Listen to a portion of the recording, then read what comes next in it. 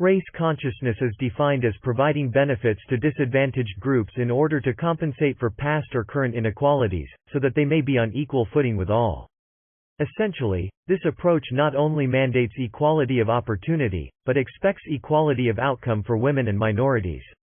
In contrast, color blindness entails a rigorous adherence to requirements of no discrimination on grounds of race, color, and national origin, judging individuals, regardless of race, by the same standard of merit and achievement.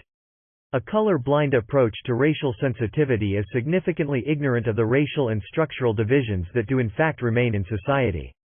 It only adds further to an ignorant belief that those who did not succeed and are trapped in the bottom of the system are entirely responsible for their fate.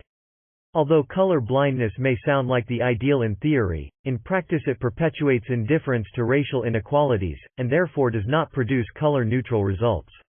What is really necessary to perpetuate racism is not discrimination, but indifference, because unconscious and conscious biases lead to discriminating actions, even when an individual does not want to discriminate.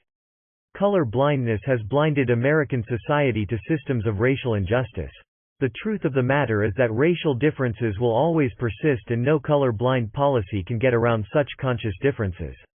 The only way to resolve these differences is not to ignore but to recognize these differences and proactively reform both the public consensus and systemic inequalities. Race-conscious policies help reverse inequalities that have been ascribed unto those of color throughout their entire life and levels the playing field by giving disadvantaged groups opportunities they might not otherwise have access to.